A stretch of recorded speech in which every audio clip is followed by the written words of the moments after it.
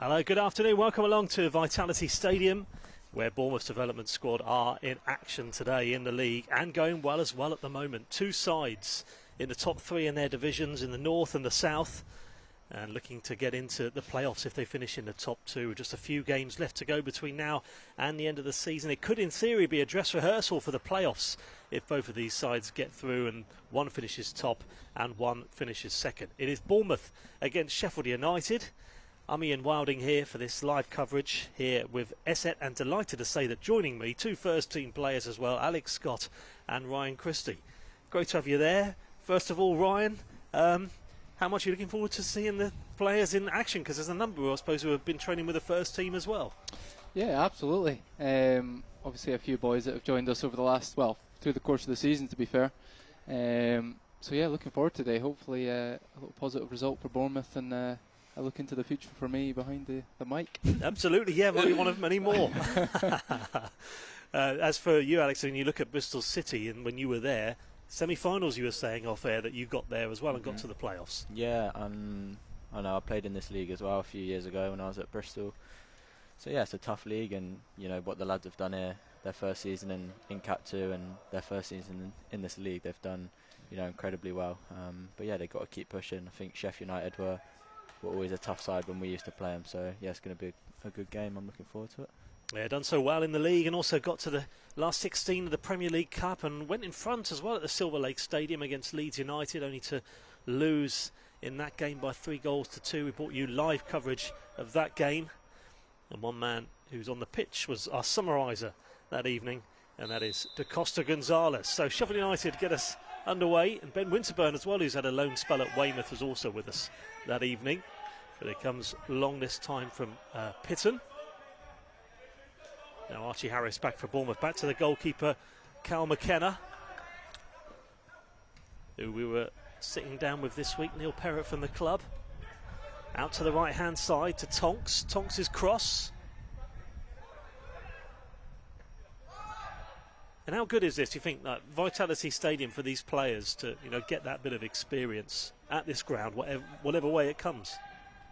Yeah, absolutely. I think it's brilliant that the boys get to play at the ground. Obviously the pitch this time of year is brilliant as well, so helps in that. Certainly something I didn't get when I was growing up, to get to play in front of a stadium when I was younger. So good experience for them, and hopefully we can make it count.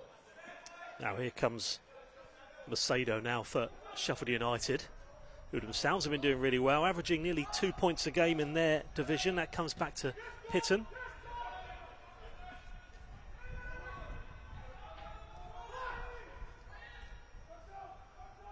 That's the thing, Ryan. I suppose the exposure with these streams we can bring, playing more and more at the grounds of the clubs, it's improved drastically, hasn't it, over the last 5 to 10 years? Yeah, definitely. I mean, I can only talk from experience in Scotland, but when I was coming through the youth, it was a bit of a shambles, if I'm brutally honest. A game every second week and no real rhythm and stuff like that. So it's nice to see now. Obviously, it seems much more easier for the younger boys to integrate into the first team, all around the country in different clubs. So we've got a few cracking boys coming through the youth now. Me and Al can say that from, like we said, the boys training with us. And hopefully you can see them in the first team soon enough. Well, Sheffield United in possession as it goes out from the left hand side from Faxon's pass, the Sheffield United goalkeeper.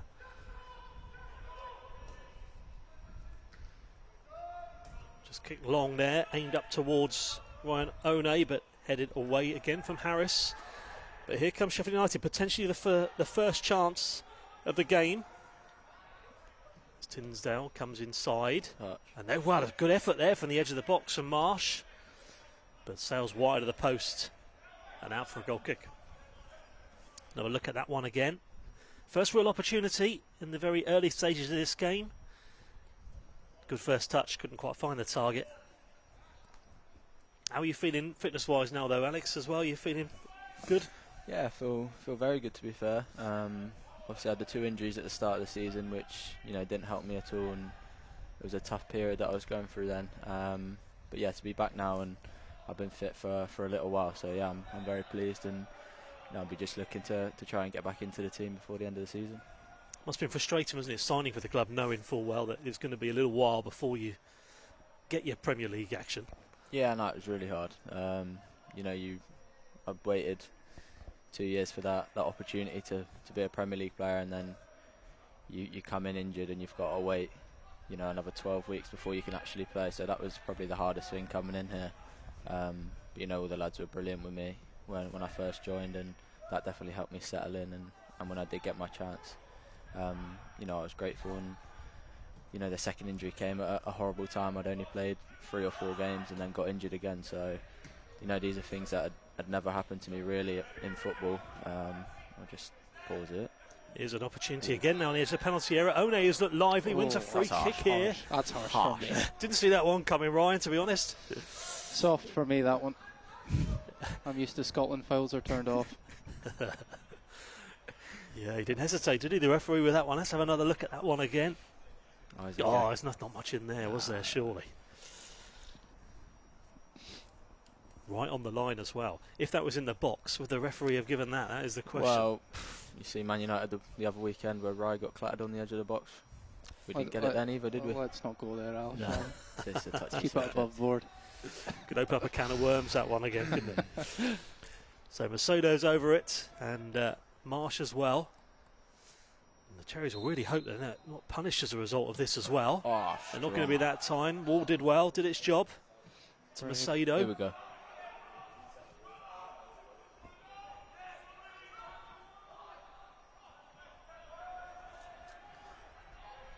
So Ryan Christie, Alex Scott with us for the first half here for this live coverage today. Ture Williams. He's a cracking young player. He's I don't even know how old he is, but for the size he is, the amount of times he's come up and trained with us, and I think, God, he might be a bit small for this level, and then nobody can take the ball off him at first team level. So yeah, fair play to him. Looking forward to seeing him today.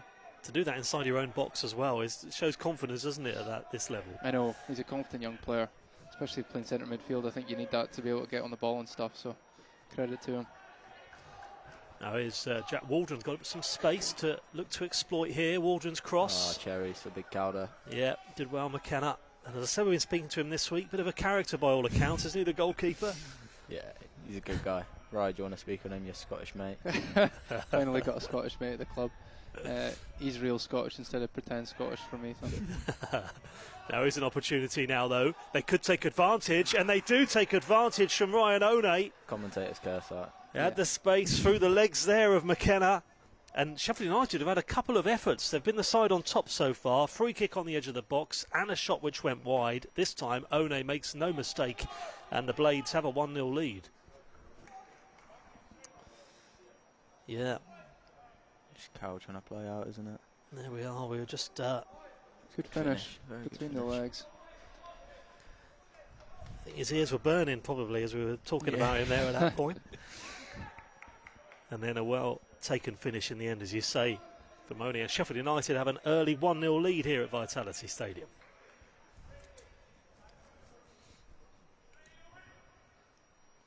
So Bournemouth looking to respond. Cherries have won their last 2 games, both away from home, 2-1. Against Charlton, Tideman scoring twice and 1-0 down. And then beating Wigan 2-1 4 days ago to Costa Gonzalez, and Tideman on the score sheet again.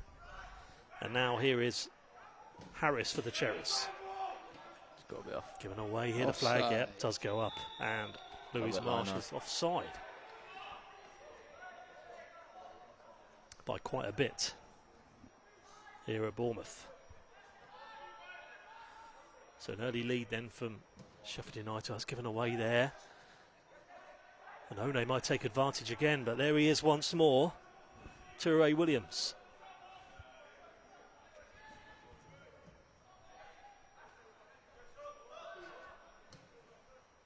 Ball Cleared up now towards Clark. The Isle of Wight born striker. Macedo.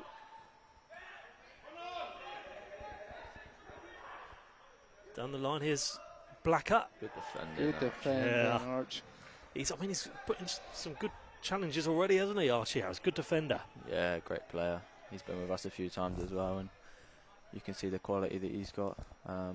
with the ball and without the ball as well. So yeah, he's a top player, and hopefully he gets his opportunity soon with us. Have you found that most of these players have stepped up to the senior side at some point and trained with you? Yeah, most of them now throughout the course of the season have joined us for a few sessions and stuff. Sometimes if we're low in numbers or other boys are injured. And a credit to them is that they never really look out of place, which is good. We've had Michael up training with us most of this week, and he's been brilliant. So here's a chance now though again for Sheffield United. Good running there from Macedo. Well done. And Harris does well there.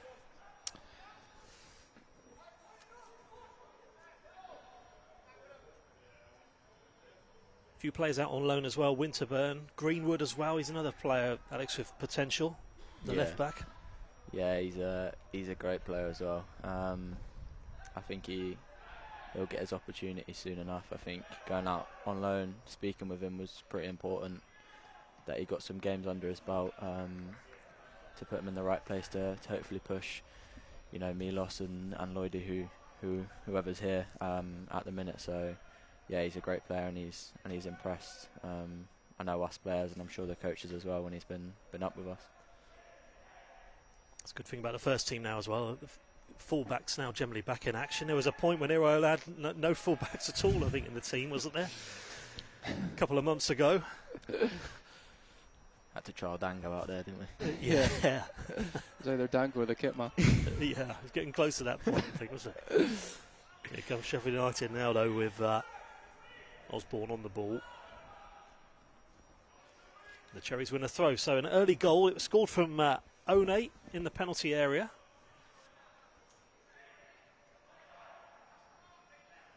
There's Williams, but one back man from Blacko, and it is at the moment it's momentum going with Sheffield United.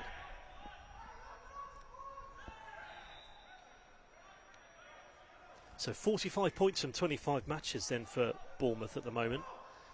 They've won 14, drawn 3 and lost 8. So you often see about 3 or 4 goals a game at this level.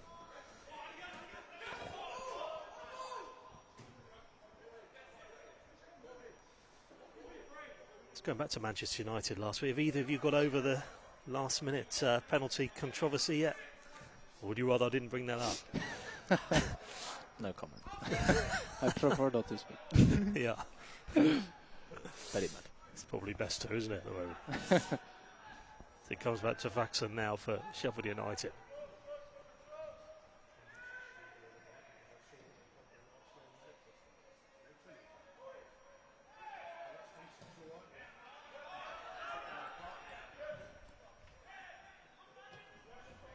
Played back again from Osborne. How are you feeling about the game on Sunday? Looking forward to it. It'll be a tough test, obviously. They're off a big result last weekend against Arsenal, and then obviously last night they managed to progress in Europe as well. So they've obviously had an amazing season, Villa. Obviously a really tough place to go, but through the course of the season we've probably played our better stuff against the better teams, which is nice. So fingers crossed we can go there and put in a good performance, and hopefully that leads to a point or even 3. And Alex, how great would it be to beat that points tally? I think it's 46, looking to beat that record. That's got to be the aim now, isn't it? Yeah, I think so.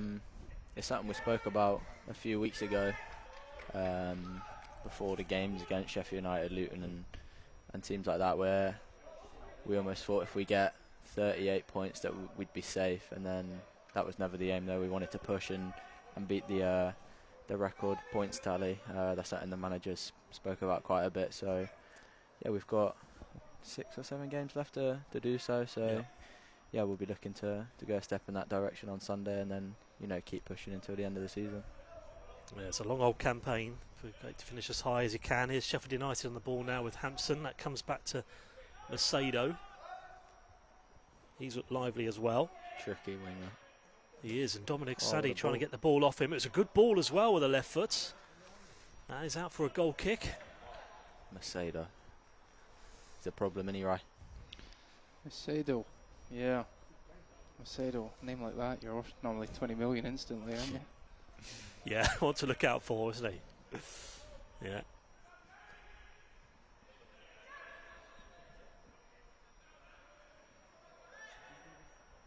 comes back down the left-hand side. As soon as you hear the word Macedo, you just automatically think winger, don't you, really? Yeah. Sheffield United on the ball now with Hampson. Player wants it on the right-hand side. That's Jack Waldron. Headed on. This could be Cherry's first chance here. Could open up here for Clark. Finish. Trying to finish. Ash Clark's shot is blocked and it goes out for a corner, but first time Cherries have got in the box and created an opening, but that hopefully something they can build on there. It's the Iraola press in full flow right there. Love to see it. Beautiful to see. Yeah, it was. It's obviously trickling down now to all levels. And now it's going to be Sadie to take the corner kick.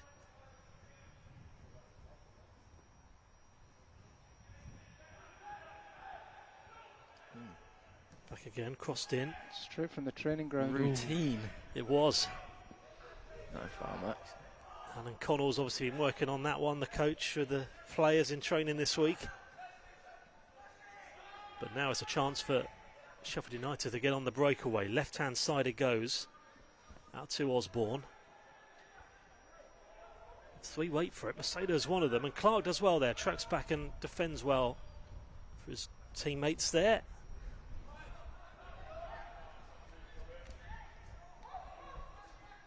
And then Tinsdale now for Sheffield United. So at the moment, just the one goal separating these two sides. It came on 7 minutes, but he's got space here, Waldron. Waldron's cross and just away that time from One once more, who was just needed a touch. Yeah, they're causing problems down this right-hand side, aren't they?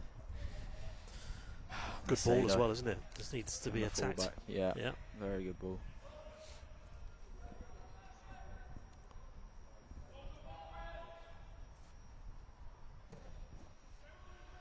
So what do you think the main strengths of Andoni Iraola are, Ryan, as a manager?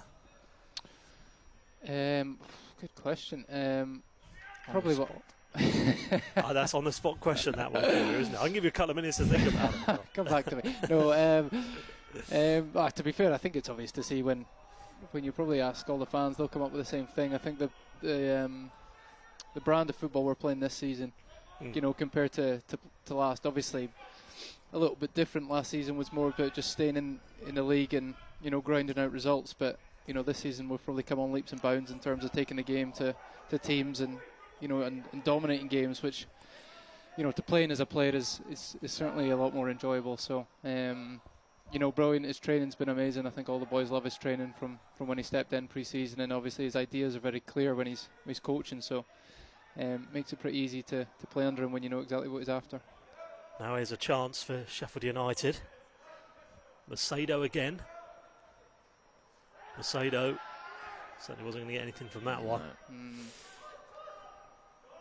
And he always seems very calm. But Sheffield United now, we'll come back to that in a second. Here's One again, the goal scorer. Again, actually. Did well to Harris once more. Always seems calm all the time, certainly in the interviews. Have you seen another side to him, Alex? Has he, Andoni Iraola, has he been one of those where half time you see a different side to him sometimes? Nah, never really. I think what you see is what you get. He's a very calm guy, and you know, when we're not playing our best football in the first half, he's never going to be shouting and screaming in the changing rooms, because I think he knows that's not going to get the best out of the group we've got, especially it's quite a young group as well. So I think he knows how to manage every player pretty well. So yeah, he's a top guy. He gets on with all the players, joins in with, you know, the banter and whatever that goes on. So yeah, he's a good manager and a great guy as well. He's done a good job at the Cherries this season. Here in this Esset production, development squad here in the league are currently flying high at the moment in the table, but they trail Sheffield United, who are also flying high in the North Division. This behind closed doors match. Chance now though for Da Costa Gonzalez. Good defending again. They've done well, haven't they? But good play there again from Da Costa Gonzalez to lose it and then track back and win it back. We'll get hold of that. There's Had a few of them. still the 1 goal in it, 7. That's a chance. He's playing well here, Waldron, down this right-hand side in space.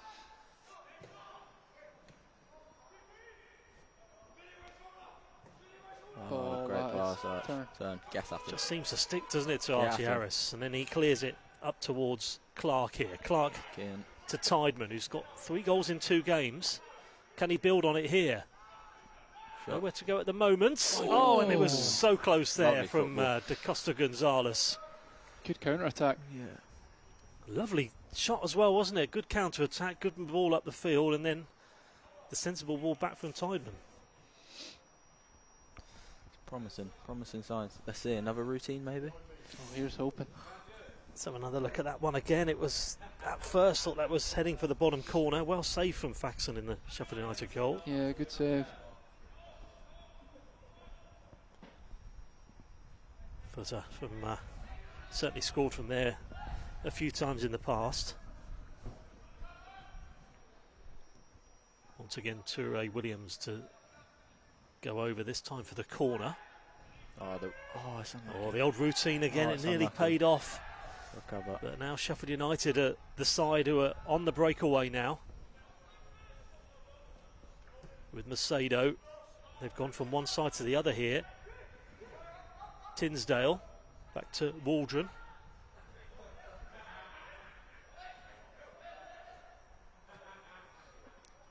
Can he smudge a mile off? Where is he? You can hear something, can't you, in the distance there. Out to the right-hand side. Here is Waldron again. And another throw.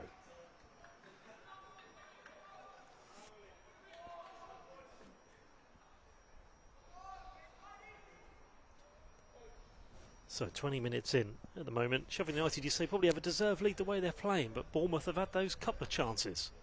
Yeah, I think we're slowly getting back into the game. We've got a couple of chances on the break. Hopefully we get a few more before the end of the first half.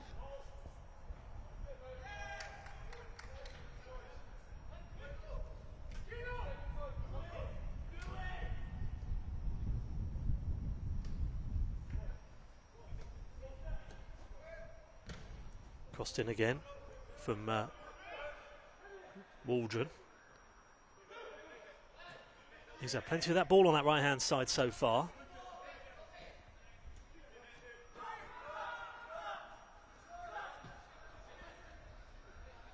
Back to Pitton, and Pitton, Sasanauskas for Sheffield United, so that's given away. One back from Kinsey, the captain, goes out to Da Costa Gonzalez.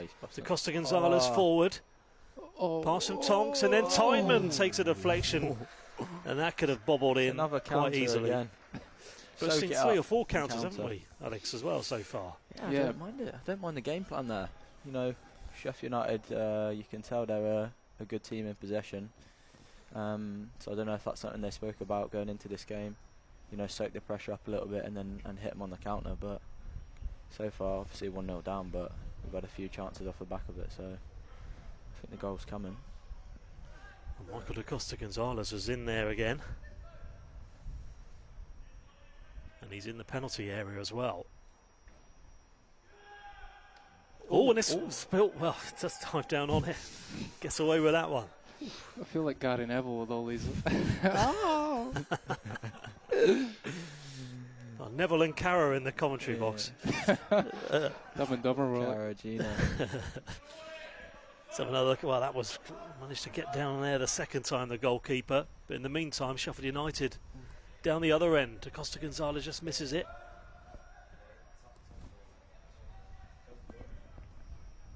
There's Blacker. Forward from Tahir.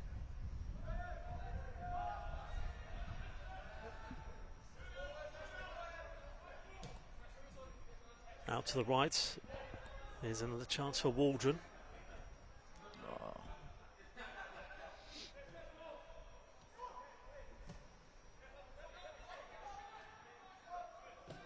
Crossed in, takes a deflection. And that wins a corner kick. The shot that time comes in from Louise Marsh. They've won a few corners, Sheffield United. just read on Michael da Costa Gonzalez. Imagine he's trained with you a few times, obviously, and then his brother Malcolm is about 6'6" by all accounts. Is he? Yeah. Yeah. Don't know So he's another one who's What position does he play? he's striker as well. Get him in. Yeah, Michael's he's been with us this past week, to be fair, and yeah, you can see how good he is. You know, going 1v1, how direct he is. And I think, you know, Ryan touched on it before, but the young lads now, they've just got no fear whatsoever. I think not just here, but, you know, around the world really. I think the young players coming through just have no real fear. You know, they're happy to go in, and they know and believe how good they are, and they feel they can compete at the level. So, you know, it's good to see. And I think Michael's the same. Dom, Sadie, when he's come up with us as well, he's a great player. Yeah, and good to see a few of them making the step up and being in the squad at times this season. So it's Jack Waldron, probably the first real stoppage of the game so far. Let's have a look at the most recent Bournemouth chance here. Good breakaway. We've seen it 2 or 3 times already, and the shot from Timon did take a deflection on the way. The big fella's blocked it, hasn't he? Yeah, it's just went a bit to the right hand side of the end, unfortunately, but certainly worth a go. I suppose, Alex, this could be a benefit to them, couldn't it? Bit of a stoppage and a regroup with Alan Connell. Yeah, Alan, get him in. Tell them what they need to be doing better. I think, you know, at the minute it's a bit of a scrappy game, to be fair. You know, there's probably quite a bit on the line. Both teams fighting for, you know, first and second positions in their respective leagues. So yeah, a good chance to get round the lads and tell them what they can improve on, and how long's left. We've got 20 minutes left, so hopefully finish the half pretty strong. How important is it, Ryan, that competitiveness to help them when they get into first team football? Yeah, it's a big factor. Obviously, it's especially at this level. You know, it's pretty cutthroat as an industry. As soon as you get to this kind of age group, so you know, certainly adding the competitive edge will toughen them up, and you know, can only help for when they get the step up to first team football. Certainly helps. Few players out on loan as well at times this season, including substitute Johnny Stuttle is at Wimborne, and they've got a big game tomorrow. If they win their game, they win the league and win promotion against second place Frome as well. So it's a huge game for them. Forward to da Costa Gonzalez. Hampson. And again. Oh, offside. Oh, just about, wasn't it? Yeah. Should be a line-up. Yeah. No messing about for the linesman there, was there? Straight flag went straight up. Confident decision, I like that. Yeah. Get him in the Prem.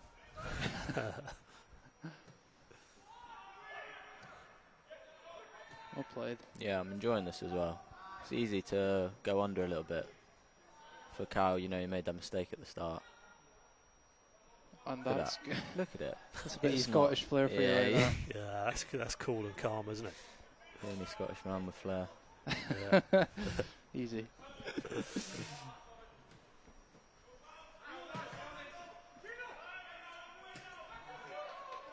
Yeah, he was cool as anything there. That's what he is, big Cal there. He's not phased by anything, is he? No. Goes long that time, mixes it up. Second ball game, isn't it, right? Yeah. Need a Christie in there. Yeah. Run around and kick a few people. Yeah.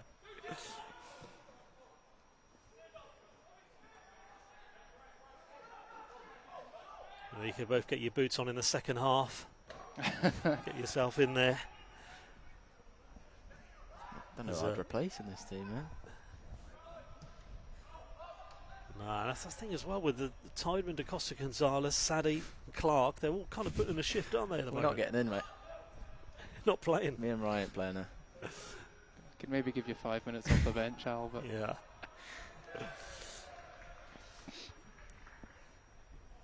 Yeah, an old selection headache it would be for Alan Connell. It's Bournemouth now looking to get on the attack here. Forward from Tonks. Finn Tonks, who's actually started at Andover Town. Has had loans at Bashley as well and Ringwood.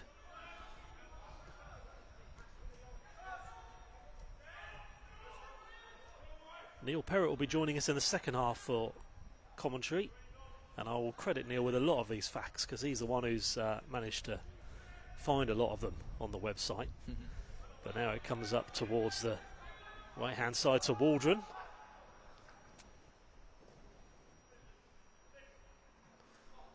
His best fact is the Da Costa Gonzalez stat, which I bring out every game, about the fact he had a moped accident. Have you heard that one when he was younger? He used to be right-footed, and now because of his accident, he's now left-footed. I've heard that. I watched one of the games before, and I've heard the stat. Is that a stat? Have you heard it before? I've heard it on here. Now here's a chance. Get me a moped. I want to be left-footed as well. It's Good defending. Yeah, did well. And then away from Williams. That is mental, isn't it? I know, I've never heard that before. That is crazy. So what? He crashed it. He crashed the moped. He was on a moped as he was younger with his dad, and the moped came off the moped and injured his right foot, and now he's naturally left-footed. Oh. And I asked him last game to confirm, and he said it was absolutely true. Wow. I wish I had an excuse like that for my right foot. I didn't even think anything like that was possible until he told us that a few weeks ago and confirmed it. But here's Macedo. Macedo with a pass. This opens up here and looks to try and find the target. And Billy Blacker goes over the bar. Stays 1-0 to Sheffield United.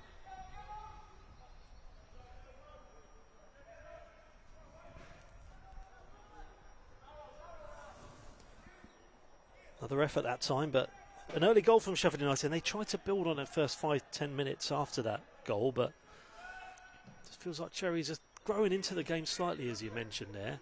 Yeah, they've settled down a little bit now. Keeping the ball better. Well, there's the old curse again, but away from Clark.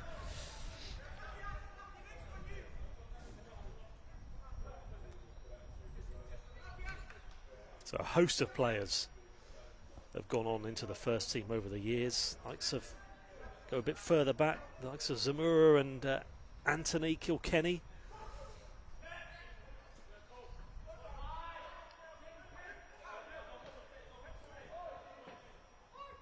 Back from Brown.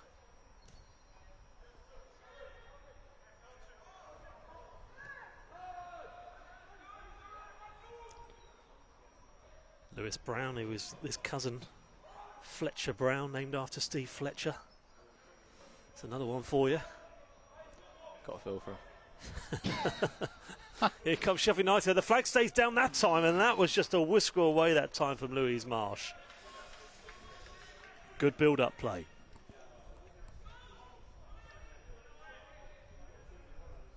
Again, just away. It was away from the goalkeeper there, McKenna, but wide of the post. Tried to put it in off the post, but didn't quite work out that time.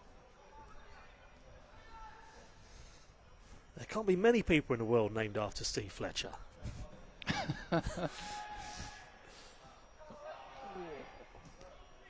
Forward it comes. Maybe there's more than you think. Here's Macedo.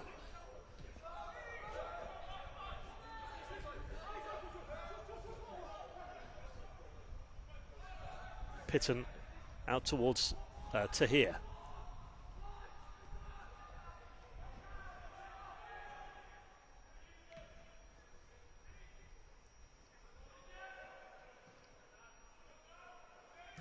Might fall again, it does, towards the centre-back, Archie Harris. Now for a goal kick, so into the last quarter of an hour then of the first half.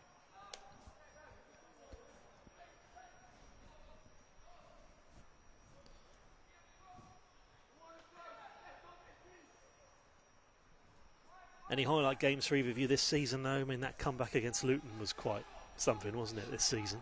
Yeah, that was a special one, obviously. Man United away was a big one for me. I was a Man United fan growing up, so to go and get a result like that at Old Trafford was pretty cool. Yeah, we've been lucky. There's been a few good ones to remember from this season. and hopefully we can add a few more between now and the end of the season. Yeah, it'd be great if that's the case. Alex, for you, any ones that, I mean, there's been some good ones this season, isn't there? More highs and lows recently. Yeah, Fulham at home, I enjoyed the most. Yeah. Probably because of the assist. That's about it. Oh, there it is. Wonder Mentioned how that long a few times. Yeah, Fulham at home. I think. Yeah, we battered them really for 90 minutes of the game, and then Cine scored the worldie as well. So yeah, it was a great day for everyone. Boxing Day as well. So perfect time to do it. Oh, yeah, the assist always makes it all the more enjoyable, doesn't it, as well? So it comes back now towards Hampson. Hampson's cross, and again, chance for Onate, looking for his brace. Point ball into the penalty area. Couldn't find the target. This Essex stream today here, the development squad. Only 4 more games today, including today for the Cherries, looking to finish in the top 2 and get into the playoffs. As we said before the game, it could be a dress rehearsal if these two both make the playoffs, but it's the Blades who have advantage so far. Macedo again. Good defending. Yeah, did enough there to put him off, did Osborne, and that's out for a goal kick. Cherry's last defeat was 3-1 at Burnley. That was on the 22nd of March, and it came off the back of that 4-2 loss at Ipswich, but 2 wins since. Very rarely do you get a 0-0 at this level. We've not got one here either.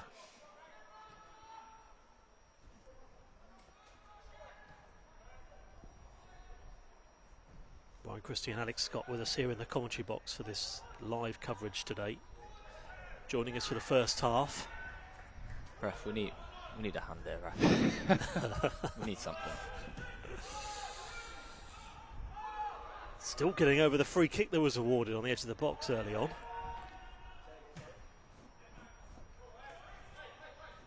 Ooh, what? It's naughty. There's a foul there. That one might be a foul. Yeah.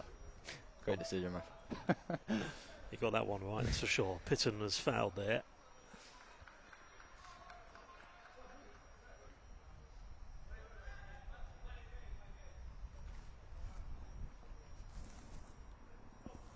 Ten to half time. Saying about that Premier League Cup run when they beat Norwich 3-2, Wolves 5-1, Charlton 4-0. Then Norwich again. It was a really good run from the Cherries in the group stages.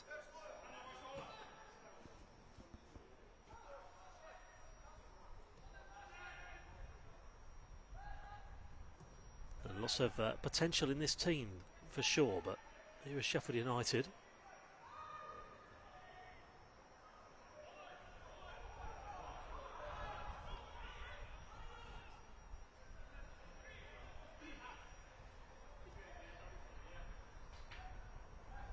Ryan, to bounce back in the way that you did as well was pretty good, because it was such a difficult fixture list up until about October time, wasn't it? You got that win against Burnley and not really looked back since.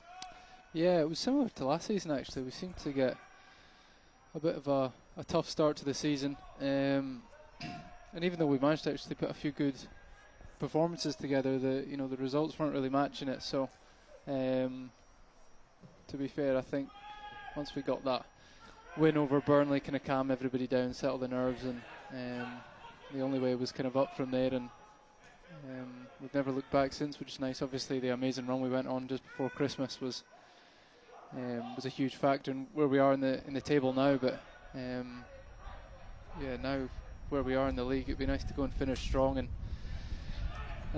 who knows where we'll end up. Hopefully we can keep climbing the table. A top 10 finish would be pretty nice. Yeah, it's certainly well within reach, isn't it?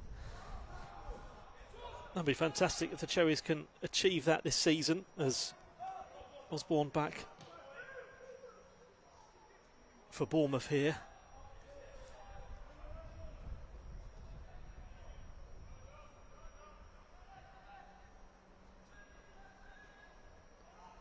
Oh, nice. Good play there from Williams.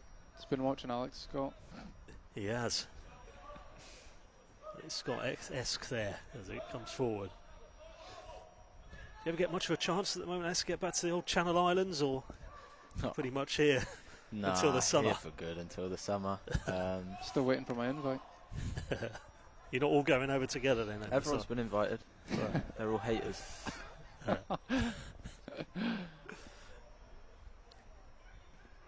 No summer tour there this time then, this year? Not this year, you know. Maybe next year. Yeah. Forward it comes now to Williams.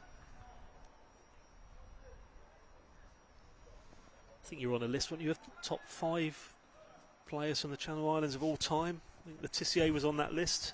I read somewhere, yeah. Generous. I'll have to get that list out at half time and show you officially. Top 1 for me now. Yeah. Oh, stop, Roy. Now is a chance for Sheffield United again, but 1-1 back. Good play there from Kinsey, really cool and calm.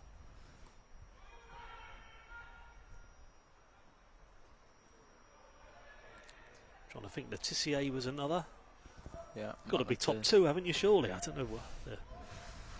I'll have to think of who the other players were. So, yeah. It's tough to beat there. Yeah. I've got time, right? I've got time. Time's on my side. Plenty of time. 2 England internationals. No pressure.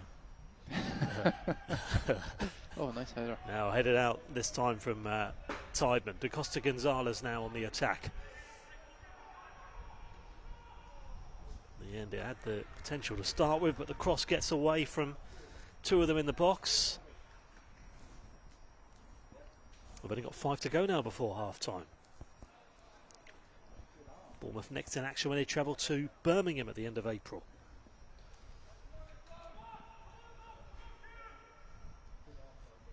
Two home games to come as well against Fleetwood and Crewe Alexandra. Fleetwood. Kilkenny at Fleetwood, eh? Yeah. Yeah, that is a long old trip for them to come down to as well from there.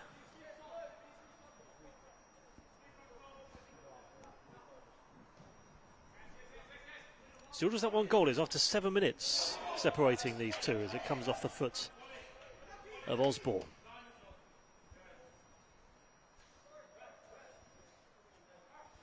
Probably not going to have that much stoppage. There was just that one bit of stoppage earlier on for that injury there to Jack Waldron, who's okay now, and he's going to take the throw.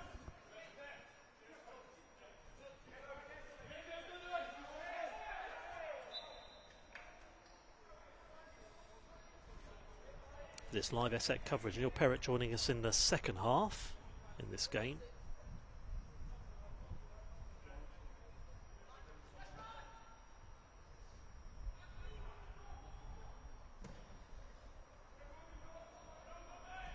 Touch. Now is a chance. Tideman's there in support. I thought he was going to hit that then. Yeah, he did think about it, didn't he? Well, he's trying to fool the defence. Ash Clark.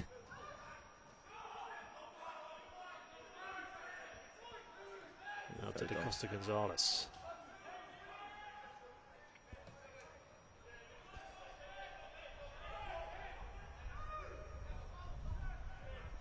Lewis Brown goes wide to the right towards Toure Williams. And back from Tonks.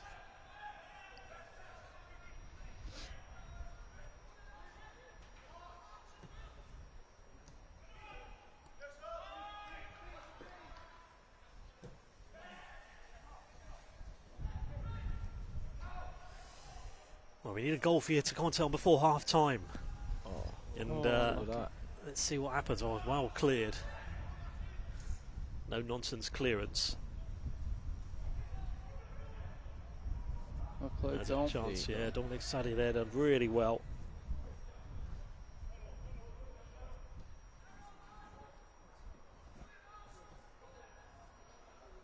Look at this, it's like watching Man City. It is, and if they can finish it off there with a pass, just away from Tideman.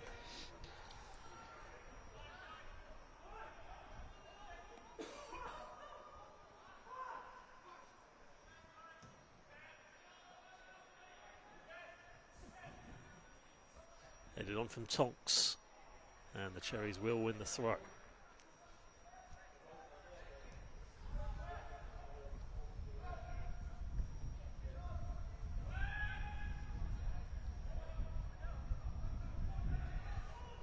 Here's an opportunity though. This time a rare misplaced pass that time from Williams. Not to be that time.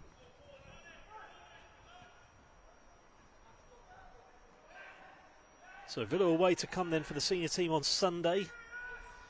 We were talking about earlier. See if the Cherries can get 3 points there and build on that draw last weekend. Here's Macedo. Macedo's pass is just going to get away from Waldron.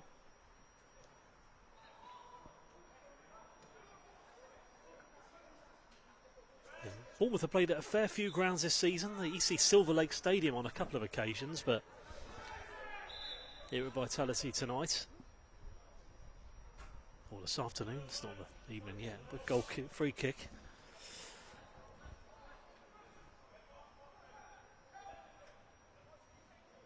I think there'll be some positives though, Ryan, that Alan Connell will look at so far from what he's seen, if they can build on in the second half. Yeah, they've certainly grown into the game. I think the first 10-15 minutes was definitely going the way of Sheffield United, obviously them getting the goal. But we've done well, we've steadied the ship, and we've had a few chances on the counter-attack like we said, so hopefully we get an equaliser before half-time, or me and Al won't be invited back. Yeah, let's hope you get something. You hope it's not a 7-goal thriller in the second half. Yeah. But every time we spoke about a player, they're giving the ball away. Yeah. I've done that many times over the years. I think it's Tinsdale now.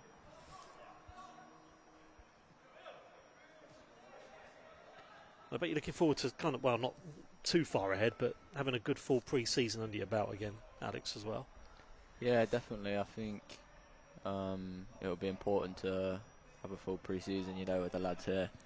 I think last summer I came in pretty late, and obviously I was injured as well, so you know it was tough to almost gel at first, and you know I had to learn a whole new system, a whole new way of playing, and those things take time. But yeah, now to have a full pre-season in the summer, you know, it'll be good, and hopefully that can really push me on to have a positive season.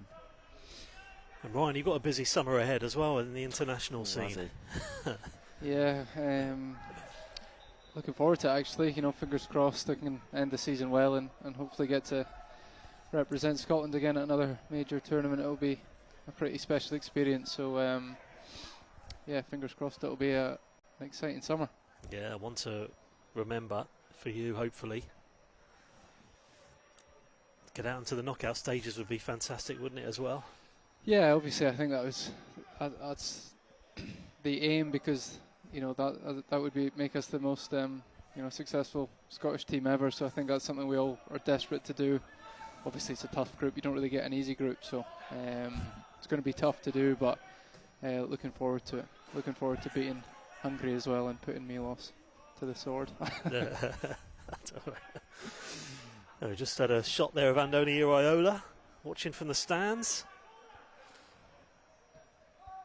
before he does his media duties at 3:30 this afternoon.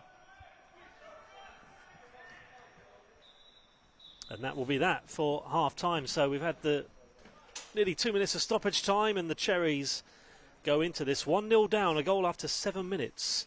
A well-taken finish, but so far it is just the one goal. Bournemouth slowly have grown into the game, but at the moment Sheffield United have that bit of advantage. We're going to go and have a look at the Sheffield United goal and look at the couple of Bournemouth chances as well in a second, but let's have a look now at the goal that gave Sheffield United the lead, and Bournemouth will hope that it's not the only goal of the afternoon.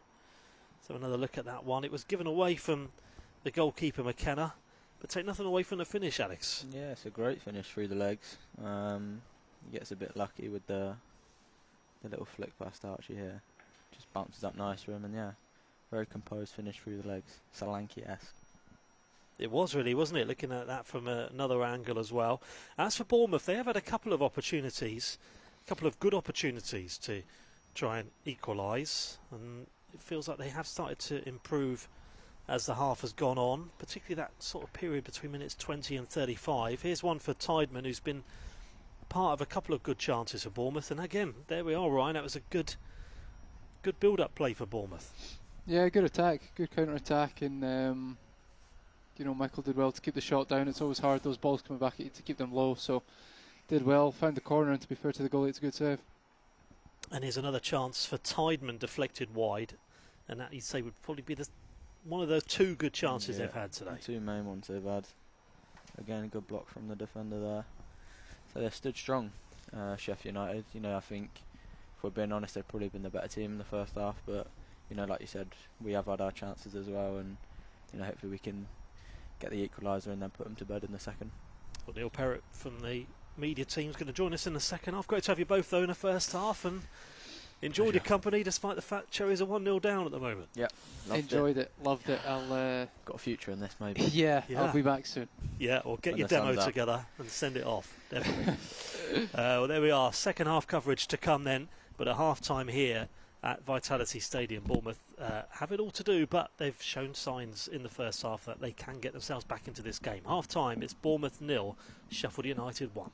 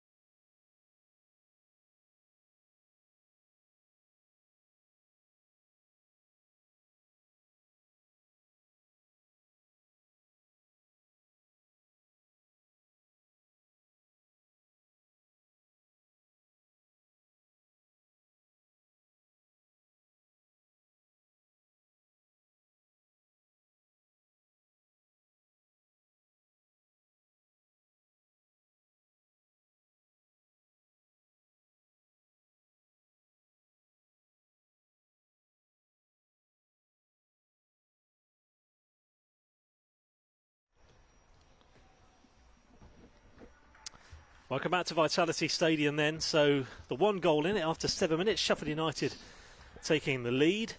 And as we said in the first half, we had Ryan Christie and Alex Scott for the first half. Pleased to say Neil Perrott from the club with us for the second half. Neil, what about the first half then for Sheffield United? It's a well-taken finish, to be fair. Bournemouth have had a couple of opportunities, you'd say. Yeah, I think 1-0's probably a fair scoreline at half-time. Sheffield United will probably argue that they may have had one or two more goals. They had some fairly good chances, but like you said, we had a couple of chances, everything to play for, isn't there in the second half?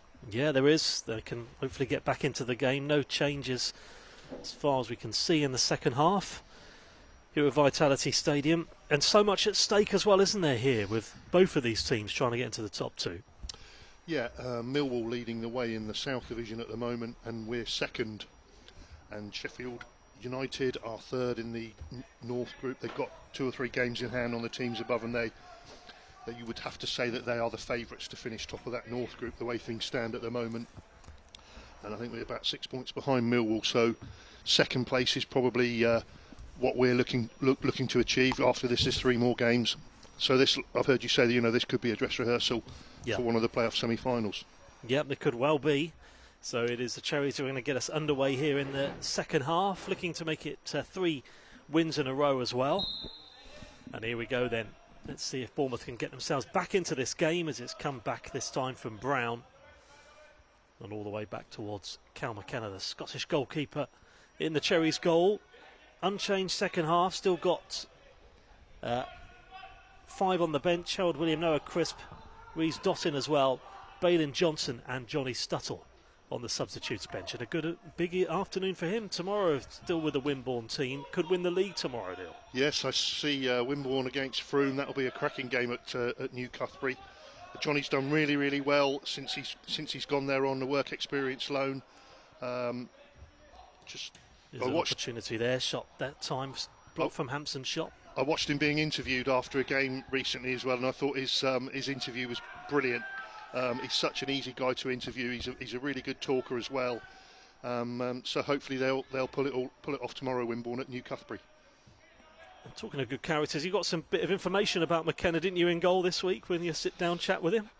Yeah, I did a programme piece with him. It was quite funny, really, because he was saying how he's struggling in the heat down here. He says that 11 and 12 degrees where he comes from, people are walking around sort of with their tops off. He says he's obviously from Glasgow. He said he's struggling a little bit with a 11 and 12 degree heat, searing heat.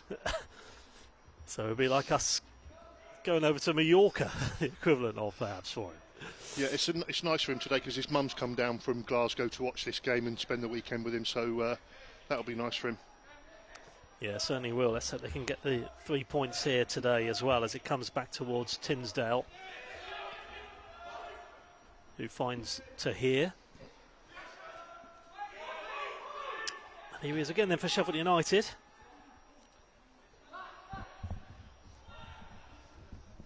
Big game for both of these teams then today. Yeah, Sheffield United, I'm told they've got a few players missing, maybe first team call-up duty and things like that.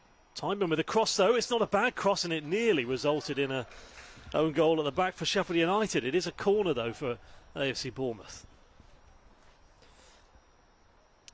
Yeah, they've got some strong players in their team as well, haven't they? I thought Maseda, the number 7, looked pretty lively on that right-hand side in the first half. Yeah, and it's like you said, it's that time of year where lots of players are out on loan. They're obviously missing Daniel Ajuajay, our leading goal scorer as well. He's on loan at Orient at the moment, although he does play some games from time to time. So corner to be taken then is going to be Brown with the corner. Headed away to Williams. Does well, showed his strength there for such a little guy as well. He does well to keep the ball. Did I hear Ryan Christie say you can't get the ball off him in training? Is that right? Yeah. Even when he's training with the first team, nobody can get the ball off him, as Tonks has it.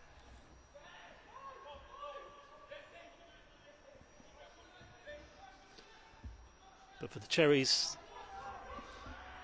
it is looking to get back into a game which Sheffield United took control of early on, They had that free kick, that very arguable free kick, which went over, and 2 or 3 shots which missed the target. Yeah, I don't think I would have been happy with the free kick. He just seemed to... It was almost like the end of the Man United game with Ryan Christie and the defender there. Yeah. They probably sensibly both said no comment when talking about the Manchester United incident last week. Now here comes Sheffield United again now. Sado with a pass.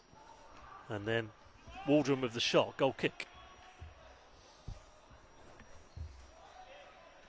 Build-up play there from the Blades, but couldn't extend their lead that time.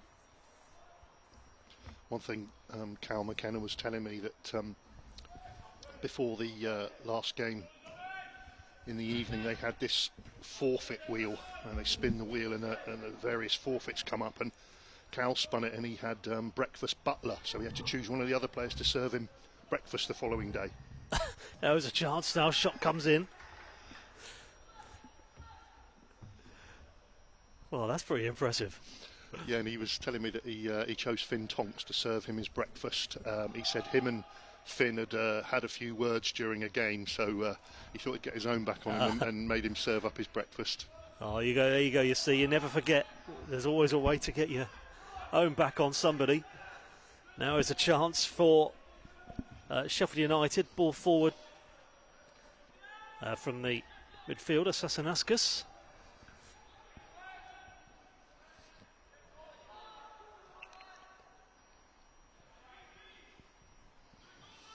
The old coloured boots, Neil. There was a point, I think it was the under-18s, isn't it, where they have to wear black boots. That certainly always used to be the case. I imagine it's probably the same. The under-18s, they can only start wearing coloured boots when they're in the development squad. Yeah, you're right. And now here's a chance for Bournemouth. It certainly makes it easier from a commentary point of view if they've got different coloured boots. It comes back to Brown. But I suppose it's a sensible thing. Keeps them grounded, I suppose, in that sense. Yeah, I mean, they're very well taught on and off the pitch in the academy. I know that. They're all very polite, always handshakes and good mornings every morning when you see them in and around the car park or the stadium and stuff like that. There's Da Costa Gonzalez. Finds Sadie. Sheffield United go out towards Louise Marsh. Sadie as well, who's really impressed last couple of years, to Da Costa Gonzalez.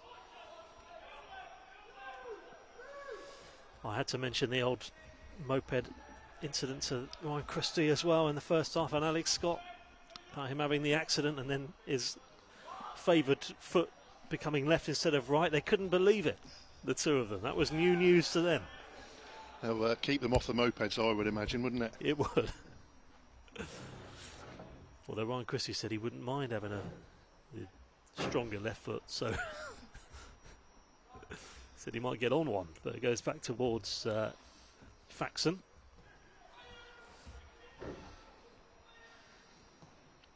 Long up towards One, who got the opening goal with a tidy finish in the penalty area in the first half, but that time straight towards McKenna. Bournemouth have won a good chunk of games this season.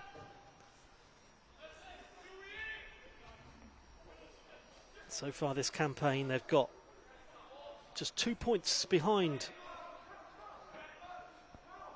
going into this game. And now well played here from the defender, but it gives it away though, Max Kinsey, the skipper. There was 2 balls on the pitch at one point, but goes for the curling shot that time from Louise Marsh, and it's never going to find the target.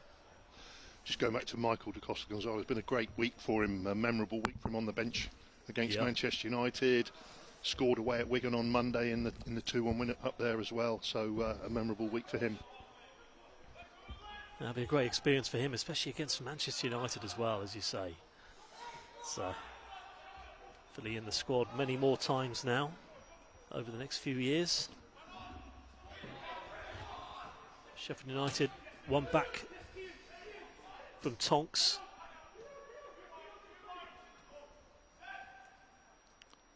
Sadie now for Bournemouth. Good to see the first team manager and his staff watching on as well. Andoni Iraola and Tommy Elphick and Sean Cooper down there. Yeah, just beneath us, the three of them, before his media duties at 3:30 this afternoon.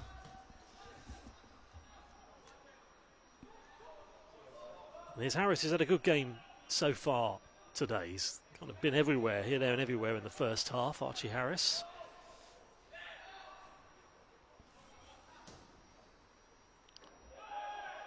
Whose dad was Andy, was a professional at Southend United.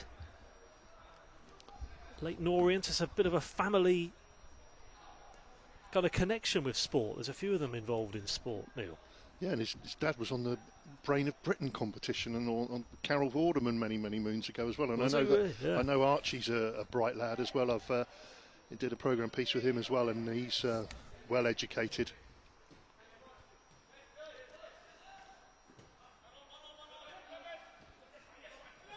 Maybe he'll join us in the commentary box one day if he's ever unavailable. I'm sure he's got some insightful things to say if that's the case. He had a good loan spell at Torquay earlier in the season as well. And Harris does come back again. And does well. It's a good level that at Torquay as well, isn't it? When you're playing for a former Football League club. I don't know they've had their problems this season, but National League South. Yes, had quite a close eye on it this season. What with Weymouth and Yeovil and Torquay, there was a real south-west bias in that league this year, so it was quite interesting to follow. And Truro, where we send quite a few of our loan players as well down there. Some of the lads have been turning out for Truro this season as well. Yeovil have obviously romped it. Mark Molsey's gone in now at Weymouth, so it'll be interesting to see what happens there next season because he had so much success there. People like Jaden Anthony went on loan there.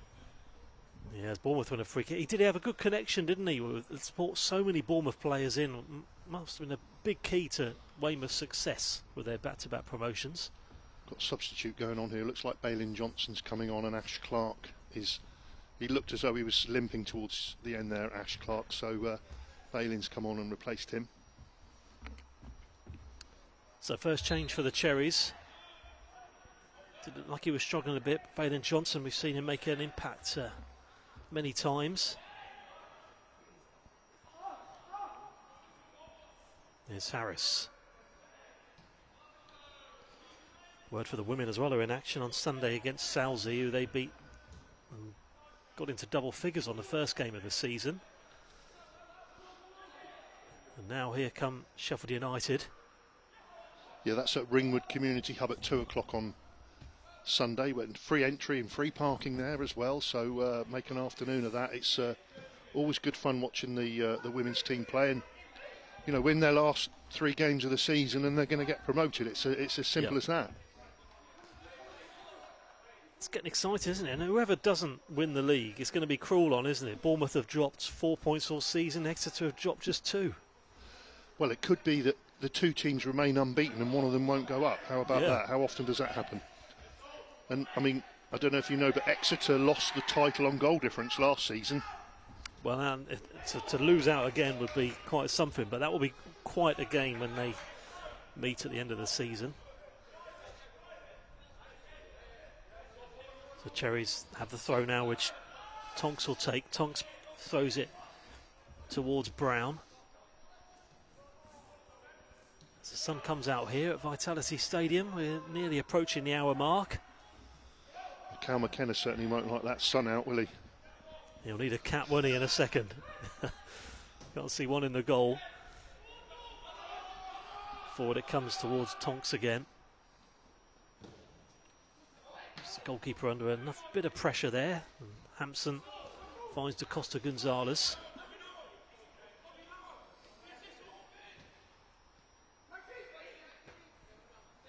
Headed on from Kinsey.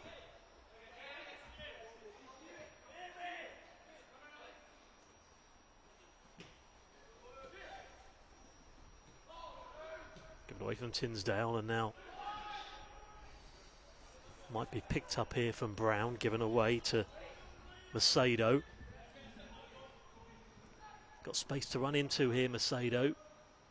2 options in the box. He might try and go it alone. Really well-timed challenge. Good defending there at the back from Charlie Osborne. Yeah, he's really come on this season, Charlie Osborne. Still an under-18. I'm not entirely certain that he is a recognised left back, but he's certainly been playing there a lot for the development squad. Like I said, he's really made some great progress this season. Yeah, the Ringwood-born player. He's certainly feels like he's grown into this game as well this afternoon. It's 1 p.m. kickoff. Flicked on to Tideman. Now here's Sadie. Yeah, his dad Ben played lots of non-league football around here, scored lots and lots of goals. He was on Portsmouth's books as a youngster as well. And hopefully he can really start to develop his game as well over the next year or two. Comes back now. Johnson comes back to Harris then, so an hour gone. And it's been one of those where second half has been not a great deal of attacks, but we'll see if we can get one here. Here's Tonks. That's given away. Couldn't quite find Sadie. Been very even this half, I would say. Not much in it at all, has there, so far in the second half? Sheffield United had the better of it in the first. But that will give Bournemouth some hope at least that they've restricted Sheffield United to not very much going forward second half so far.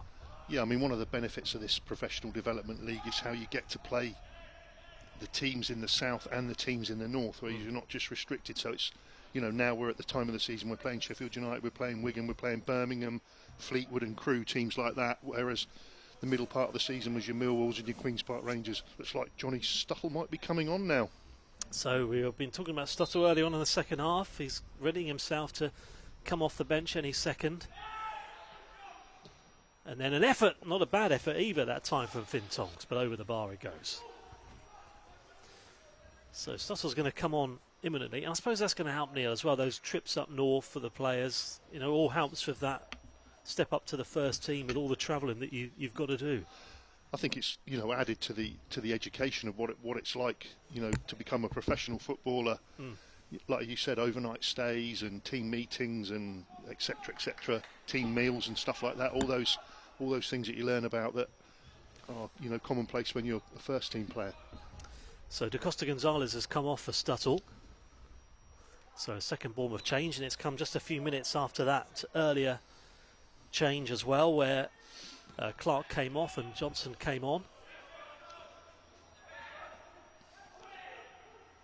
I'm sure the Wimbledon manager will be keeping a keen eye on Johnny Stuttle. And what about for him as well? A great experience if he can win the title at the weekend. That would be something else on the back of scoring a hat-trick at St James's Park in the FA Youth Cup. Yeah, it would.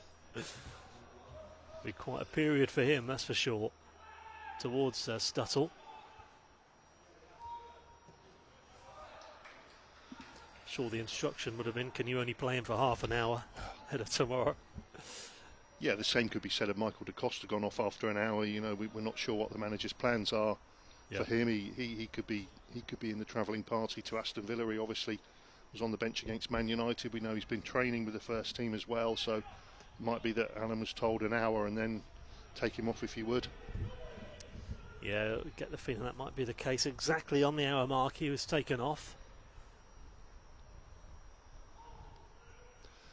You know, that's what the development squad is all about, bringing players through, hopefully, for the first team. You know, it isn't about winning development squad leagues and things like that. So ultimately, it's all about trying to get players into the first team fold, which, you know, the manager at the moment has shown that he's not afraid to bring them in. You know, training on the bench, etc. Important that though, Neil, isn't it? Because it gives everyone hope that they could be the next one. Yeah, I mean, that's an attraction of being here, you know, the Category 2 status now as well, which has been a real eye-opener for all of us, you know, players as well as media staff, about, you know, proper league games every week, sometimes 2 games a week. Macedo plays it back now for Sheffield United. Could go all the way, one back from Tonks, and then behind from Brown, the flag's up. You know, it's not just like it was the Premier League Cup in years gone by. They were the only really competitive league fixtures, if you like, that the development squad had, and they had to put lots of friendlies on. But now it's regular league. You know, you're going to be having 30 league games and the Premier League Cup and the Hampshire Senior Cup. Yeah, these Category 2 games, by the time you've done all of those, you're looking at about 40 odd, aren't you? A shot comes in, and they might get a rebound in, and they'll be disappointed not to have hit the target. The shot originally from Louis Marsh, and Louis Marsh looking to try and get Sheffield United in front, then Louis Marsh's shot, and then Billy Blacker's rebound going over the bar. But that's a stunning one-handed save from Cal McKenna there. It was, wasn't it? Good goalkeeping. Marsh with the first shot. And then Blacker with the second, keeping Bournemouth in it. But Bournemouth are still well in this game still, just that one goal, and it came within the first 10 minutes of this game. Away from Kinsey. Out to Johnson. Baden Johnson looking to get in the game on that left-hand side to Williams.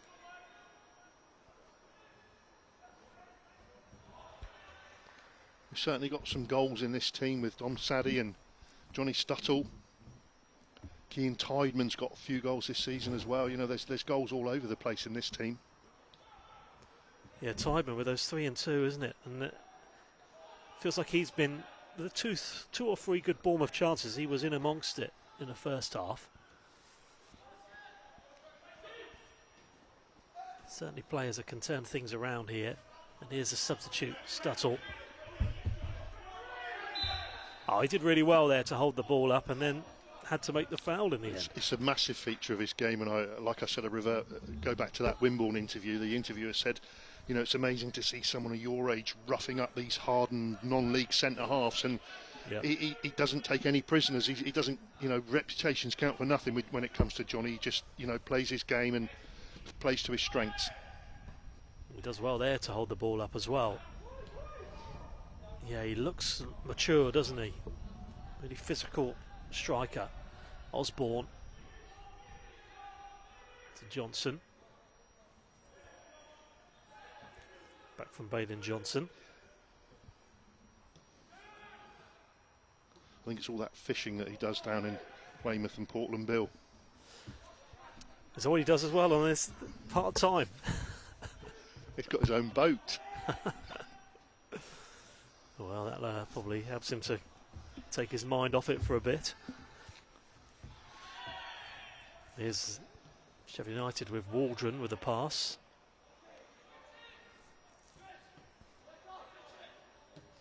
So the best chance of Sheffield United coming second half, when it was a shot which was blocked a couple of minutes ago, and then the rebound over the bar.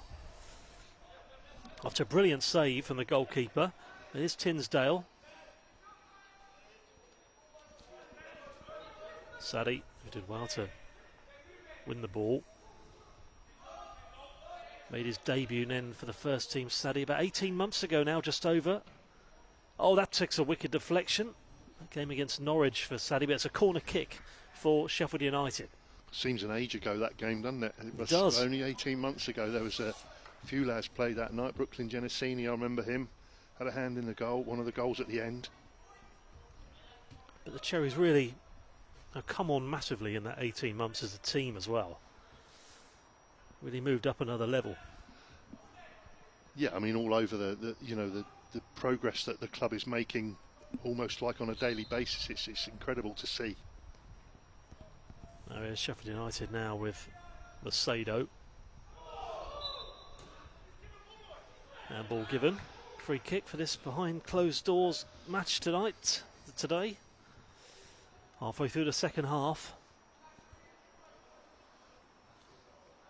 Some of the footage we've been seeing in the new training ground recently as well is it's breathtaking to see what's gone on down there. I mean, I've been lucky enough to have a look around the dome, and it's just incredible.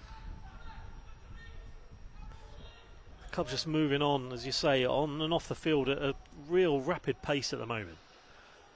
With the training ground as well. You know, I mean, plans for the stadium. And the development squad and the women's team and the under-18s are all using that facility now, certain parts of it in the dome. The dome is just vast. It's just incredible when you walk in there. It sort of takes your breath away. You know, I remember playing golf there at Canford Magna Golf Club. To see it all now, it's just incredible. Yeah, now everything is allowed with the development team and the women's team. And now Category 2, everything seems to be moving in the right direction.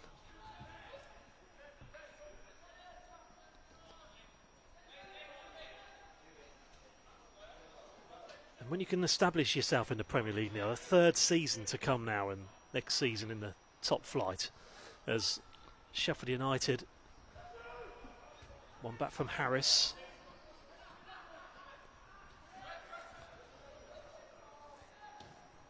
Marsh with the shots, and then it fell to One. That's another fantastic save. Did well. Great goalkeeping. He's had a really good second half so far, McKenna, as Harris is on the floor at the moment. Let's have another look at that one again. Did well. Good instinctive save there for McKenna. He just only turned 17 in December, and you know, when you look at him and you talk to him, it's almost like you're dealing with a hardened professional already, but it's difficult to grasp that he is only 17. And you know, you look at some of the goalkeepers that have come through here, people like Mark Travers and Aaron Ramsdale and people like that. Well, you know, you don't want to put too much pressure on him, but if he's going to be in that bracket, then we've really found a gem. It is easy to forget, isn't it? Especially looking at him from up here. You would think he was probably 23, 24, let alone just 17. Yeah, and I mean, he can still play for the under-18s as well. I mean, he's played for the under-18s this season in the Youth Cup, made his debut in the Youth Cup, played some league games for them as well. I mean, I've worked it out, I think he's played in 6 different competitions this season, including the Scottish Championship, the Scottish League Cup. Yeah. Played for Queen's Park in that. Yeah. And 4 competitions down here. So certainly getting some great experience, even if he is finding it a bit hot. Yeah, absolutely. These conditions today, for sure. He wouldn't have certainly liked the sun coming out, as you said earlier, in the second half. He's having his own drinks break now, look. He is. He'll be relieved that this drinks break has come along here in the second half. But only 20 minutes to go. It's gone quite quickly, this second half. Bournemouth can just get a draw from this match, get something from it. That would be quite something.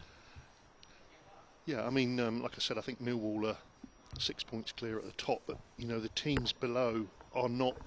It's not like anybody's on a phenomenal winning run by any means. You know, they're winning and losing and drawing games here and there. So second place is still totally up for grabs in the last 3 games. Yeah, QPR just 2 points behind at the moment as well in third. And the final game is here at Vitality Stadium, the final regulation league game against Crewe next month. So, you know, I know tickets are already on sale for that game and they're going quite well. So that could be a decider as to whether we can make the playoffs. Yeah, that'll be a good game. Hopefully get a good crowd here as well. More and more of these matches at Vitality Stadium. Here's Kinsey.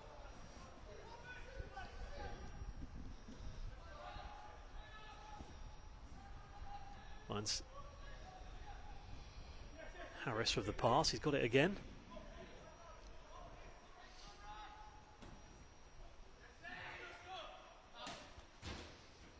Can't bring it under control though. Up towards Sadie. Difficult ball for him there. So Da Costa Gonzalez and Tideman both on the score sheet in that 2-1 win against Wigan, away from home.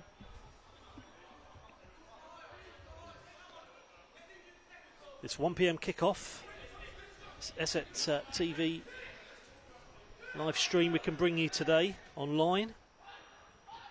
Now is Macedo on the ball. Macedo!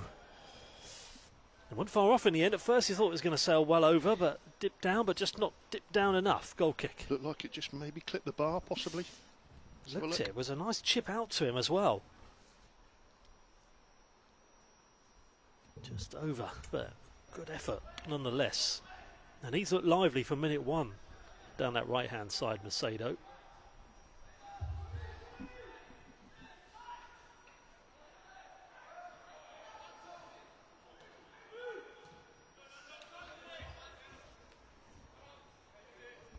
There's Tinsdale.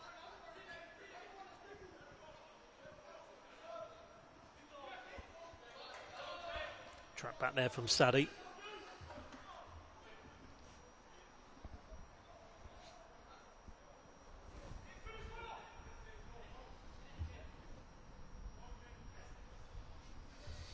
Got to be careful here, but it does win the free kick for a foul there on Tideman. Good to see some of the first team players have been watching as well. Lewis Cook here and Max Aarons, Adam Smith earlier. Yeah, that's got to help, hasn't it, for these youngsters as well, to know that they are taking an interest and having the manager and the coaching staff watching on. I just thought, you know, if you're a player and you catch the, you know, you see the managers watching, does that add an extra 5 or 10%? I don't know. It's got to make a difference, isn't it? With Andoni Iraola watching on. Especially, as you mentioned, the fact that he's giving opportunities to some of these players and allowing them to train with them. But Stuttle with a pass.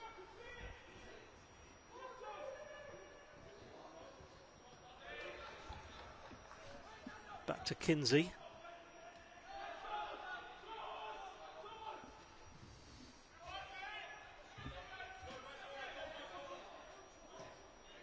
Sadie.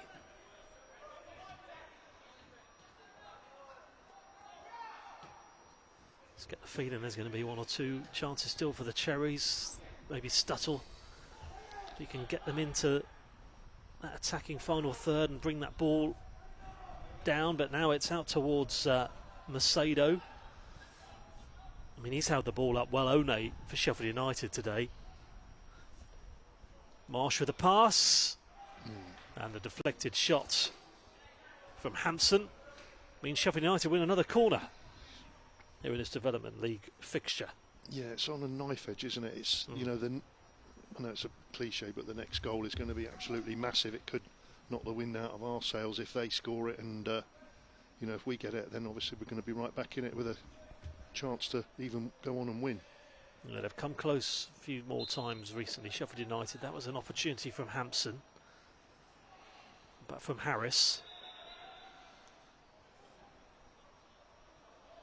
Timing on the floor, so a free kick for the Cherries. Be great to get into those playoffs. Bournemouth who actually, you've been used to winning some silverware, the cup double in 2021. And it's Tideman who is on the floor, so there's going to be another stoppage here. Another chance for the goalkeeper, Cal McKenna, to have another drinks break.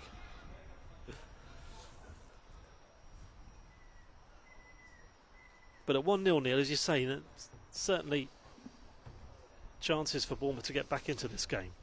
Yeah, and it looks like Remy Reece Dottin is warming up over there as well, so he's another attacking player that Alan Connell's got an option off the bench.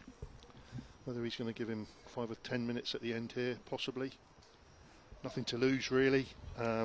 Goal difference unlikely to come into the equation here. I think the teams near us have got slightly better goal differences than us. So Alan will certainly want to be getting his attacking players out there and going for this equaliser. I was just looking back at those saves from Cal McKenna there. They look better than all you watch them. That first one was excellent. That second one there, just tipping it straight to the Sheffield United player who missed his opportunity. And to be fair to him, it shows good character after what happened on 7 minutes. He's dealt with it really well. Yeah, and I was talking about people in the crowd who are watching. Got Neil Moss and Gareth Stewart both keeping tabs on him here, so they're going to be delighted with those seeing him make those saves. Here's Kinsey. Won't find Stuttle.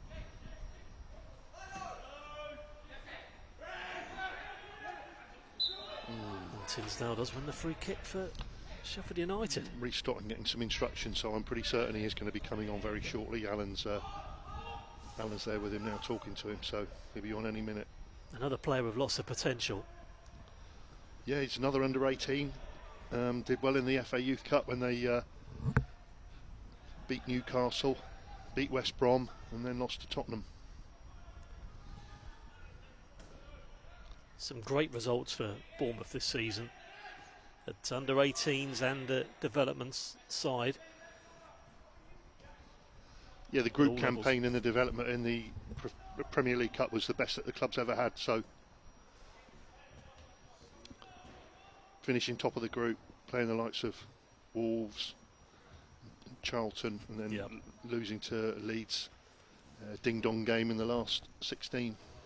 And they gave a good account of themselves against Leeds. Nearly got a late equaliser. We had Costa Gonzalez and Ben Winterburn. Thought they'd scored jumping up when I think it just went just over the bar. It was fine margins. Yeah, that was a really good. It's a great competition because once again, you're playing different teams invariably as well. So great experiences. And Stuttle tries to get there. There's Sadie. Goes Sheffield United's way.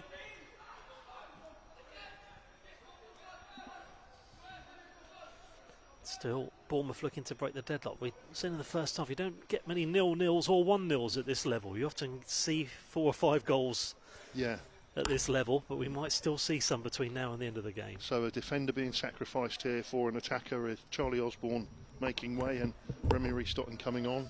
Yep, so off he comes. So there's going to be Bournemouth's third change. Ristotton coming onto the field. So we've already seen Stuttle come on and Bailyn Johnson. Chris, the goalkeeper, Harold William, the other substitutes for Bournemouth. Looks like Sadie is switching wings. Ristotton coming over on the right. Sadie going more forward even and central. Yeah, see what that kind of change will make here, kind of impact it will make for Bournemouth. Up for McKenna that time.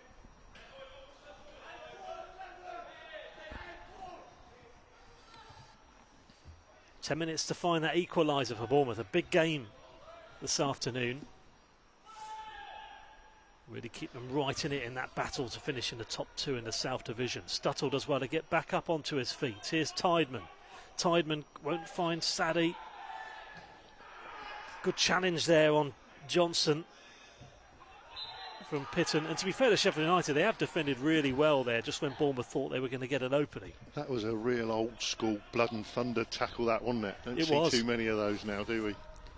No, it's a shame you don't, but that was a proper won the ball crunching challenge.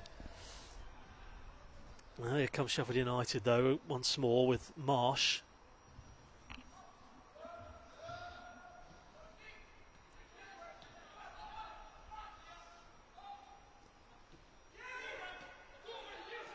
They've all done their job, Sheffield United. Defensively, they've been very sound. At the moment, holding on to that clean sheet. Bournemouth have got 8 minutes to do something about that. So in the first half though, Neil, it's a big game on Sunday against Aston Villa, and Bournemouth are getting closer to that, building on that highest ever points tally in the Premier League. Would be some achievement, wouldn't it? And I didn't actually see the Aston Villa game last night. I only followed up on it this morning and reading what was going on in the penalty shootout. Never heard anything like it. And the goalkeeper getting booked twice and not getting sent off, which was quite remarkable. Martinez got booked in the normal game and then got booked in the penalty shootout, but the booking from the normal 90 minutes or extra time didn't count, which was remarkable. I think that's unprecedented. I can't remember that ever happening anywhere else before. I'm sure it has before, but not that I can remember. Stuttle there got 2 or 3 players around him. Yeah, I was quite flabbergasted by that.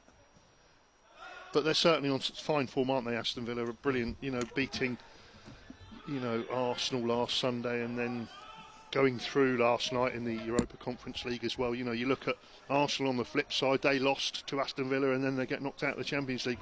What a week in football for you. Yeah, how things can change so very quickly. And here is Toure Williams for a throw. So Sheffield United are getting closer here to the 3 points, but still time for Bournemouth to get back into this game.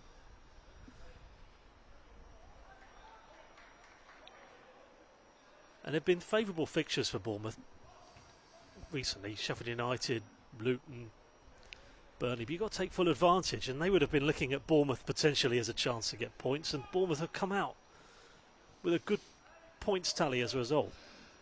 I just think the 2-2 draw with Man United just speaks volumes about how the club is progressing, because, you know, everybody was disappointed that we drew with the 20 times English champions. You know, having won 3-0 at Old Trafford earlier this season, it was just, that said it all for me, really. Could open up here, though, and it does open up here. It's a second goal for Sheffield United, and the player who's played so well, Macedo, with his left foot, takes full advantage, and it looks like it is going to be the Blades who come away with all 3 points, and that is a lot more comfortable for them now. Good build-up play, good finish, 2-0 Sheffield United. Just having a look again, like you said, he has played very, very well. He's cut in there, turned in and found the bottom corner there. Yeah, that's not many people would have saved that one, I don't think. So, No. Yeah, he's played well, like you said. Felt when he got the ball there that he was going to take advantage. It was tucked away really neatly into the bottom corner. And now it looks like it is going to be Sheffield United's afternoon. That 2-0 lead. So a goal in the first half after 7 minutes from One, the second from Macedo on 85.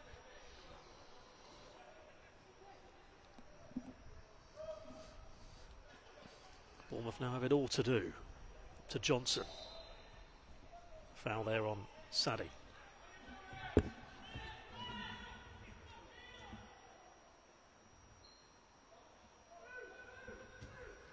yeah, and top 10 still within reach for the senior team, Neil. Remarkable. Yeah, like you said, you know, the record points tally would be one thing, and then finishing the top 10 would be another. It's just another memorable season, like you said. So Tideman plays it out. Williams gives it away. Here's Hampson. Finds Sadie, but it will find Marsh, who had that chance early on in the second half, which was saved, and then the rebound over the bar from Blacker. It's like Sadie got booked there as well. Yeah, yellow card for Sadie. So he's kept the cards in his pockets, the referee, but yellow card there.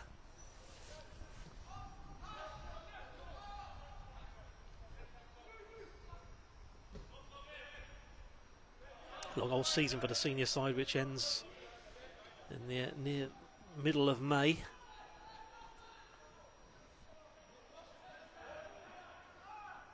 But 3 games to come for the development squad after today.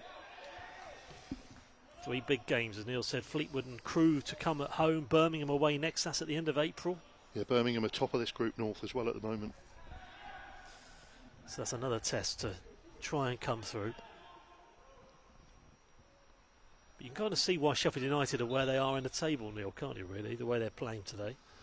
Yeah, and if it's true that, you know, they've lost a few players as well to the first team as well, then they must have been pretty strong when those players were available, I can imagine. So even Easton and Sam Aston are coming on for Sheffield United as well, so they're going to make a double change, their first changes of the game. The goal scorer of the second goal is coming off. Player who's played really well from the very start, that's Macedo. Fernando Macedo makes way, and so too does Louis Marsh, who's also going to come off for Sheffield United. 2 players who've made an impact.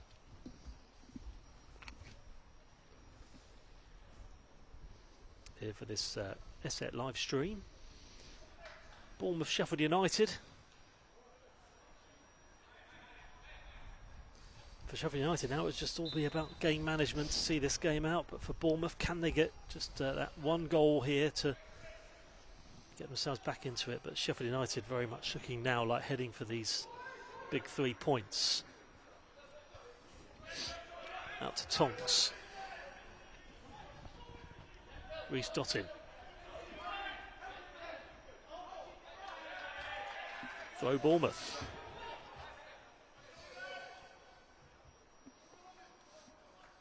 Seen Bournemouth score 5s and 6s at times this season as well, though. They've really taken the games to teams at times, even against sides they weren't necessarily expected to beat. As Harris out to Johnson.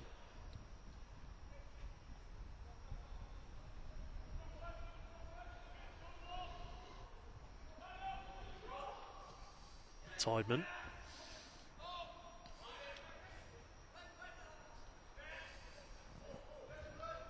Back to Tonks.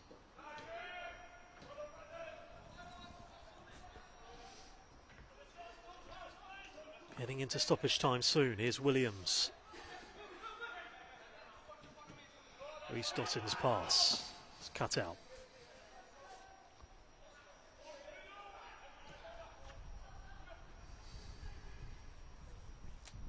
This could be an opportunity, though, to set up a grandstand finish. Not quite. It fell nicely for Tideman. He couldn't find a finish. That's a good save, isn't it? Low down, one hand. Yeah, good play from Faxon. But it opened up for him there. It was well laid off to him. That would have made injury time quite interesting, wouldn't it, if that had gone in? And naturally then, the momentum would have been with Bournemouth, giving them some belief. But as it is, 2-0 comfortable lead for Sheffield United. Feel like that might have been the chance, Neil, just to make something of it there for Bournemouth. Yeah, it was a good save. Yeah.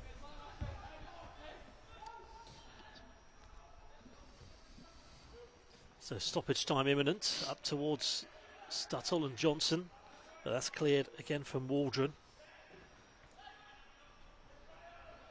And One, who got Sheffield United going with that first goal early on in this game. Don't think the board goes up. See it in the first half. I'm not sure even there's a fourth official, is there? I can't see one. There is. So we'll have to guess how many minutes we're going to have.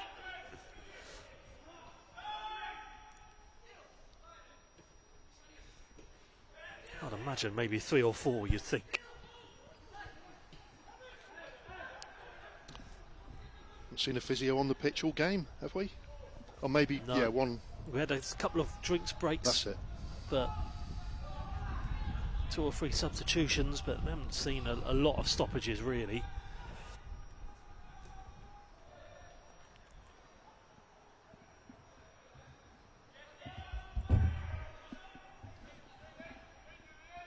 Plenty for Alan Connell to think about after this game. Lots food for thought. There's certainly some positive displays out there. Neil, I think certainly at the back there, Harris and Kinsey have played well today. Yeah, I mean, I think Alan's team is sort of picking itself at the moment. He's got his core of players. You know, there's some other players who are out on loan, like you said earlier, Ben Winterburn and Daniel Ajuajay at Orient, so they're gaining valuable experience out on loan. But I think it's at this level, it's sort of all about sticking to the principles, and that's exactly what they've done today. Okay, they may not have won at the moment, but you know, they're still playing the way Alan wants them to play and coaches them to play, and they're coached all the way through the academy to play like this. So, you know, that's going to be one big positive. Here's a proper look at that opportunity for Tideman there into the box. Another angle to see that save from the goalkeeper, Faxon. Did fall to Tideman, who's looking for another goal, having scored so many this season. But Faxon stood up to it. Stopped Bournemouth from scoring and held on at the moment to that Sheffield United clean sheet. Which looks like it's going to be maintained at this rate. So 3rd minute stoppage time we go into.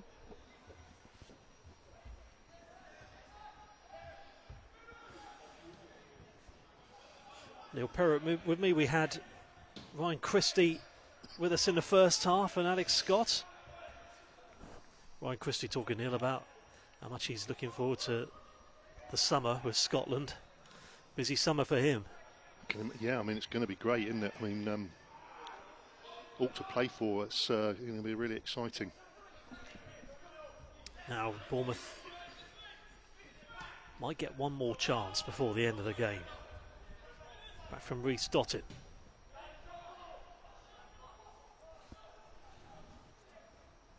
Archie Harris.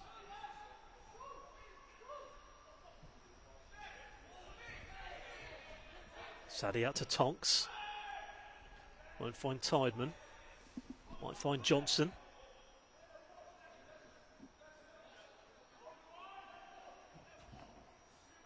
Tonks again, Reece Dottin to his right.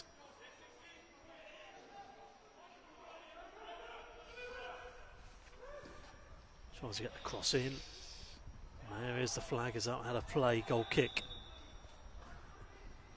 Manager and his coaching staff still here.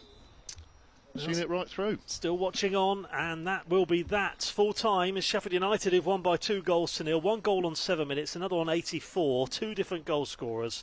The first from One, the second from Macedo. You'd say a deserved Sheffield United win. They've come and played really well. Bournemouth have had their opportunities, but it's Sheffield United who've won this game by 2-0.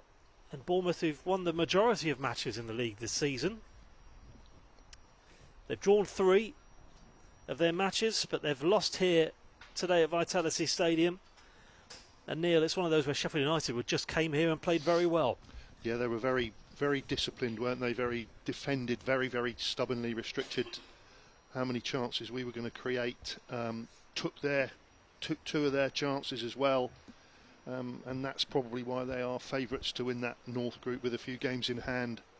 And if we can get second place, which is, I think, the target now, then I think that we will probably be playing them again. Here's the highlights then. Here was the Sheffield United goal. It was finished there from One after it was given away. But then Bournemouth coming forward. This was in the first half as Tideman with a pass. This is probably Bournemouth's best effort of the first half. Costa Gonzalez will have another look at that from a different angle in a second. Yeah, we talk about the saves that Cal McKenna's made, but their goalkeeper's made a couple of important, so that's a good straight save there. He did, he's done well. He's played well and kept Sheffield United with that clean sheet, and he's done well to do that. But there's a good finish. Felt like he deserved a goal the way he's been playing, Macedo, and a really well taken finish. And this was the big chance of the second half as it fell to Tideman on the edge of the 6-yard box. Just tried to place it under the goalkeeper, but as you say, Neil, 2 good saves there from Faxon. Yeah, that was the difference. Those, if he doesn't make those 2 saves, we score. There's a different complexion on the game. But Sheffield United will be leaving very pleased with a solid, workmanlike, professional performance. So they take the points. So a busy weekend for Bournemouth started today. You've got Sunday, 2 big games, the senior men's side in action going to Aston Villa, and the women's, who've got 3 games left, looking to keep the pressure on Exeter at home to bottom of the table, Selsey. That's at Ringwood. So those are 2 big games for the Cherries to come, Neil. Yeah, and I mean, if you can't make it to Aston Villa, or you're not going to make it, then get yourself down to Ringwood. It's a great venue. Like I said, it's free to get in and it's free to park there.